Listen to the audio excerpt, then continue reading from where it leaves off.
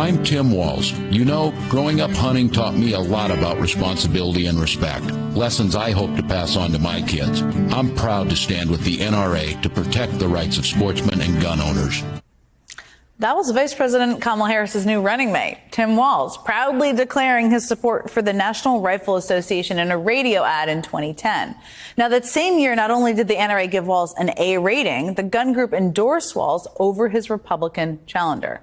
In 2016, Guns and Ammo magazine named then Representative Walz as one of the top 20 politicians for gun owners. Okay, now hold all of that in your mind and listen to Walz's State of the State address as governor of Minnesota last year. The time for hiding behind thoughts and prayers is long gone. What we need is action, and we need it now. So here's what's going to happen. Here's what's going to happen. We've got gun safety bill on the table, and we're going to get it passed, and I'm going to sign it. Now, 1 month after that speech, Governor Walz did just that. He signed a bill creating a red flag law and expanding background checks for gun owners in Minnesota. Now, there are already plenty of articles online slamming Walz as a, quote, political chameleon or claiming that he made an epic flip-flop on guns. But that simply is not true. I mean, this change for Walz has been more than a decade in the making. If the question was, how do you get there? I've been open to it. I've listened. I've talked to people. I've watched people on both sides of this. But again, when I turn on my television like everybody else, and this is repeated again, and we're not doing anything about it, when I said I was open to it in 2012 to see what's happening, I've seen enough, like America. I've seen enough of this. I've seen enough of this carnage. I've seen enough of these things being a part of that, and I think now is the time. It's pretty freaking refreshing. I mean, in the wake of the Sandy Hook Elementary School shooting in 2012, a shooting that left 20 children and 6 adults dead, Walz wasn't sure what the answer was on how to address gun violence, but he told the press he wasn't willing to do nothing. Then after the Las Vegas shooting in 2017 killed nearly 60 people and hurt almost 500, Walz donated every penny he had ever received from the NRA to charity.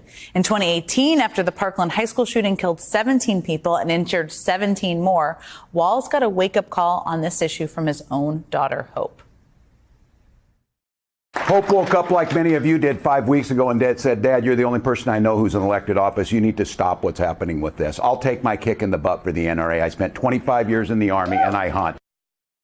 So, yeah, Walz's position on how we should address gun violence has changed. It was an evolution. And I bet a heck of a lot of Americans went through that same evolution with him. And the willingness to acknowledge and change your view isn't a weakness in a leader. It's a strength. I was one of the best shots in Congress, but in Minnesota, we believe in the Second Amendment, but we also believe in common sense gun violence laws.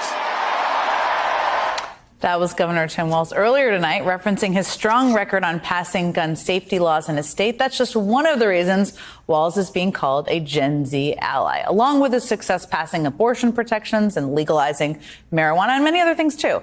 Maxwell Frost, the first member of Gen Z elected to Congress, had this to say about the pick. Tim Walz knows what it means to show the people that government can work for them. Florida Congressman Maxwell Frost joins me now. Great to see you. His evolution here, and I thought of you as I read more about this. He had an A rating with the NRA. A lot of things happened, including the Parkland shooting. And after that, he had a conversation with his daughter. He basically said, enough is enough. I know, obviously, the Parkland shooting was so impactful on your life. I was wondering how you think about that part of Tim Walz's story.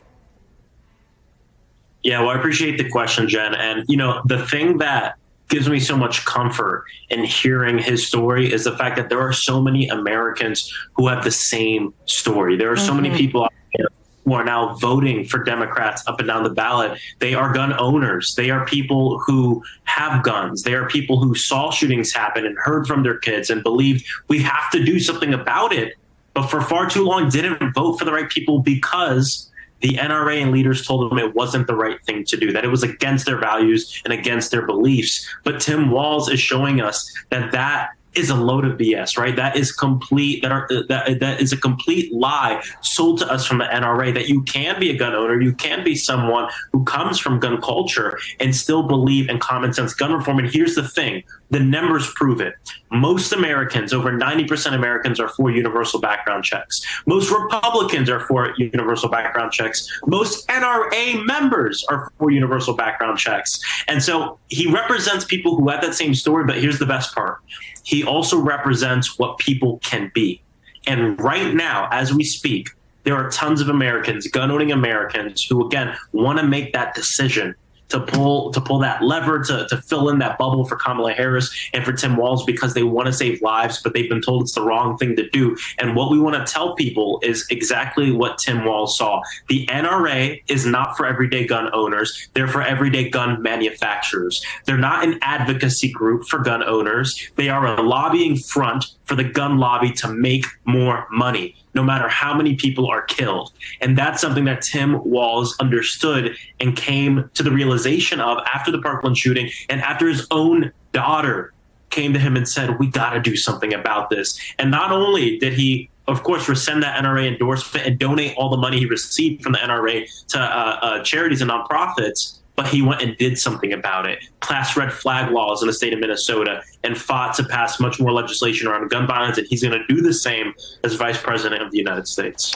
I love how you described. I mean, first of all, I think evolution on issues like is a sign of leadership. It's not a sign of weakness. And I think that's such an important way people should talk about it. We don't have that much time left, unfortunately. I could talk to you for hours. But I wanted to ask you, I mean, Walz has multiple positions. I listed some of them that are popular with young voters. He's kind of a little bit of a phenom on TikTok. What do you think he should lean into on the campaign trail that's going to keep the momentum going and sort of the excitement that we're seeing from a lot of people, but including members of your generation? I'd say two really important things. Number one, his authenticity.